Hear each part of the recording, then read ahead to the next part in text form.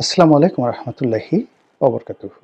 সম্মানিত দর্শক, আমাদের সামনে যে নির্বাচনটি আসছে, ত্রয়োদশ জাতীয় সংসদ নির্বাচন ২০২৬ সনের ফেব্রুয়ারি মাসের ১২ তারিখে যে নির্বাচন হওয়ার কথা, সে নির্বাচন নিয়ে নানা রকম যাকে বলা হয় ব্যাখ্যা, বিবৃতি, নানা রকম প্রেডিকশন ইত্যাদি চলছে। যারা সন্দেহবাদী লোক তাদের বক্তব্য নির্বাচন হবে না, যারা আশাবাদী লোক তাদের বক্তব্য যে কোনো মূল্যে নির্বাচন হবে। কেন হবে? এ কারণ হলো যে আমরা চাচ্ছি নির্বাচন হতেই হবে। তো উত্তর হলো যে আমরা তো ইতিপূর্বে অনেক কিছু চেয়েছি। আমরা গণতন্ত্র চেয়েছি, এখনো চাচ্ছি। ২০১৪, ১৮, ২৪ এই নির্বাচন আমরা চাইনি। তো আমরা যে নির্বাচনগুলো চাইনি সেইগুলো শাসক দলকে বুঝাতে ১০ বছর সময় লেগেছে। তো সেই অর্থে এখন আমরা চাইলেই যে এই মুহূর্তে নির্বাচন হবে তার গ্যারান্টি কোথায়? এই বিষয়গুলো নিয়ে আলাপ আলোচনা করব। দ্বিতীয় যে বিষয়টি হলো যে নির্বাচন যদি হয় সেক্ষেত্রে কিভাবে নির্বাচন হবে? এটি বিস্ময়কর, এটি অভাবনীয়, একটি জাদুকরী নির্বাচন। সারা দুনিয়া অবাক বিস্ময়ে তাকিয়ে দেখবে, যেখানে সকল মানুষ ইতিহাসে সকল রেকর্ড ব্রেক করে নির্বাচনের জন্য ভোট কেন্দ্রে উপস্থিত হবে, দলে দলে গিয়ে হা ভোটে ভোট দিয়ে বা সিল মেরে হা ভোটকে জয়যুক্ত করবে, বিপ্লবকে সুসংহত করবে, ডক্টর মোহাম্মদ ইউনূসের হাতকে শক্তিশালী করবে। আর অন্য যে ব্যালটগুলো রয়েছে সেই ব্যালটে স্বাক্ষর করে যে যার পছন্দের প্রার্থীকে ভোট দিয়ে বাংলাদেশে একটা নতুন দিগন্ত উন্মোচিত করবে। বিষয়টি আসলে অতটা সহজ আমার কাছে সেটা মনে হচ্ছে না। কেন মনে হচ্ছে না সেই বিষয়গুলো আমি ধীরে ধীরে বলে যাচ্ছি। সেটা হলো আপনি আপনার জীবনকে নিয়ে চিন্তা করুন, দেখবেন যে আপনার জীবনে যে ভালো কাজগুলো করেছেন সেই ভালো কাজগুলো আপনাকে কখনো প্রলুব্ধ করে না দ্বিতীয়বার আরেকটি ভালো কাজ করার জন্য। এর কারণ হলো যে ভালো কাজের ফলে মানুষের অন্তরাত্মা তৃপ্তি পায় ক্ষণিকের জন্য, কিন্তু নানামুখী সমালোচনা, বহু বিতর্ক এবং যাকে বলা হয় ভালো কাজের পথে নানা রকম বাধা বিপত্তির কারণে মানুষ ভালো কাজ আসলে দ্বিতীয়বার করতে গিয়ে আগ্রহ হারিয়ে ফেলে। কিন্তু মন্দ কাজের অনেক বাধা, অনেক ব্যর্থতা, কিন্তু মন্দ কাজের একটা ইন্দ্রিয়গত তৃপ্তি রয়েছে। সেই তৃপ্তিটা খুবই জঘন্য। ধরুন কেউ ডাকাতি করলো, কেউ চুরি করলো, কেউ ধর্ষণ করলো, অন্যের হক নষ্ট করলো, অন্যের জায়গা জমি দখল করলো, পরস্ত্রী হরণ করলো, নানা রকম অপকর্ম, ভোট বাক্স ছিনতাই করলো, ব্যালট বাক্স ছিনতাই করলো, বিনা ভোটে এমপি হয়ে মন্ত্রী হয়ে দাপট দেখালো ১০ বছর, ১৫ বছর, ২০ বছর। তারপরে জেল খাটলো, জুলুম খাটলো, তারপরে মার খেলো, লাথি খেলো, গুঁতো খেলো, কিন্তু তারপরে মানুষ মন্দ কাজ করতে চায়। এই কারণটা হলো যে মন্দ কাজে শ্রম খুব অল্প, একেবারে শ্রম অল্প। আর যতদিনই আনন্দ করা যায় বিনা পরিশ্রমে মাগনা যদি কোনো একটা জিনিস পাওয়া যায়, তখন সেটার একটা যে পাশবিক আনন্দ, এটা মানুষের যে সেই প্রাগৈতিহাসিক যে পশুর চিন্তা, সেই পশুর চিন্তার মধ্যে তাকে একত্র করে ফেলে। ফলে আপনি দেখুন যে হাজার হাজার বছর ধরে এত মানুষ গ্রেপ্তার হচ্ছে, ডাকাতি বন্ধ হচ্ছে না, ছিনতাই বন্ধ হচ্ছে না, পকেট মারের যে কাজ, একবার চিন্তা করুন তো কি ঝুঁকিপূর্ণ কাজ। বা গ্রামে যে আমাদের যে ছোটবেলা আমরা দেখলাম সিধেল চুরি করত, সারা গায়ে তেল মেখে উলঙ্গ হয়ে, তারপরে শেষে সেই ঘরে শীত কেটে ঢুকতো, অনেকে ধরা পড়তো, মার খেত, অনেকে আহত হতো, তারপরে শেষে এত কষ্ট করে কি চুরি করত? ৪-৫ জোড়া স্যান্ডেল, কয়েকটা ডিম, কয়েকটা কাঁসার পাতিল ইত্যাদি ইত্যাদি, সব মিলে ২০০ টাকাও হয়তো হতো না। আমি যে সময় আমাদের গ্রামে সিঁদুর চুরি হতো ওইরকমই, এবং এটা নিয়ে গ্রামে সে প্রচুর বিচার সালিশ হতো, চোরকে পিটানো হতো, অনেক সময় জেলে দেওয়া হতো। কিন্তু এসে আবার সেই শিডিউল ছুরি সে করত। এটার কারণ হলো যে মানুষ মন্দ কাজের মধ্যে এক ধরনের পাশবিক আনন্দ সে লাভ করে। এটা অনেকটা নেশার মতো। মদ, গাঁজা, সিগারেট এইরকম যে বাজে নেশা আছে ওইরকম মন্দ কাজেরও নেশা। তো আমাদের রাজনীতিতে ভালো নজির খুব অল্প, কিন্তু অসংখ্য মন্দ নজির রয়েছে। আর সেই মন্দ নজিরের মধ্যে অন্যতম একটি মন্দ নজির হলো নির্বাচনে কারচুপি করা, ব্যালট বাক্স ছিনতাই করা, ভোট ম্যানিপুলেট করা ইত্যাদি নানা কুকর্ম। এবং সেই কুকর্মগুলোর মধ্যে 3টি পিরামিড রচিত হয়েছে। মিশরের যেমন 3টি বিখ্যাত পিরামিড রয়েছে, ইজিপ্টের রাজধানী কায়রোর কাছাকাছি দ্য গ্রেট পিরামিড। আমাদের নির্বাচনের যে রাজনীতি, সেই রাজনীতির 3টি গ্রেট পিরামিড হলো 2014, 18 আর 24 নির্বাচন। তো এই নির্বাচনে আওয়ামী লীগ যে ব্যাপক সফলতা দেখিয়েছে, এই নির্বাচনকে ব্যবহার করে আওয়ামী লীগ অর্থনৈতিক, সামাজিক, রাজনৈতিক যে সুবিধা ভোগ করেছে টানা 10টি বছর। ফলে যে কোনো মানুষকে এটি প্রলুব্ধ করবে।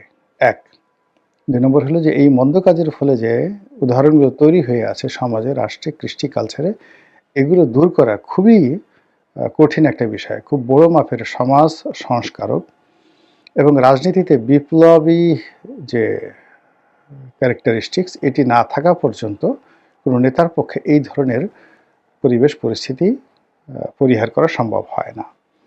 তো সেক্ষেত্রে 2026 সনের ফেব্রুয়ারি মাসে যে নির্বাচনের কথা আমরা ভাবছি, যে সম্ভাবনা আমরা দেখছি, সেই সম্ভাবনার পাদপীঠে একেবারে শকুনের মতো 2024 সনের আমিডামি নির্বাচন হা করে সেই নির্বাচনে যারা কুশীলব তাদেরকে ভয় দেখাচ্ছে, তাদেরকে প্রলুব্ধ করছে এবং তাদেরকে আকর্ষণ করছে, আয় আয় আয় আমার মতো করে একটা অদ্ভুত নির্বাচন কর।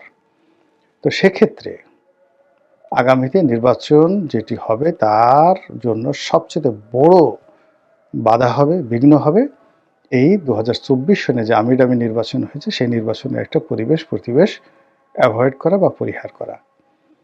দ্বিতীয়ত হলো যে এই নির্বাচনের ময়দানে যে ফেব্রুয়ারি মাস, এই মাসটি এই মুহূর্তে যারা সবচেয়ে সফল রাজনৈতিক দল, সম্ভাবনাময়, শক্তিশালী, যারা আগামী দিনে ক্ষমতায় আসবে বলে ধরে নেওয়া হচ্ছে, তাদের জন্য ফেব্রুয়ারি মাসটি রীতিমতো একটি গজবের মাস।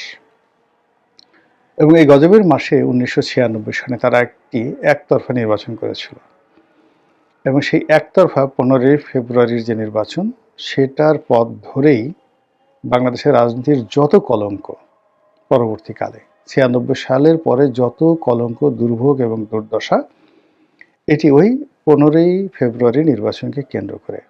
এবং সেই নির্বাচনের দুর্নাম এবং বদনাম বিএনপি কিয়ামত পর্যন্ত সেটা কাটিয়ে উঠতে পারবে না।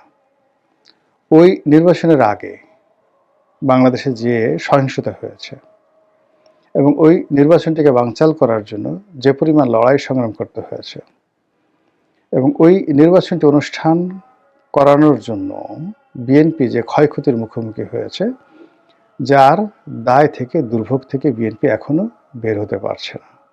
ফলে বিএনপির সঙ্গে 15 ফেব্রুয়ারি নির্বাচন, মাগুরা নির্বাচন, তারপরে গ্রেনেড হামলা, জজমিয়ার নাটক, এরপর তেজগাঁয়ের কুখ্যাত নির্বাচন ইত্যাদি যে সকল যাকে বলা হয়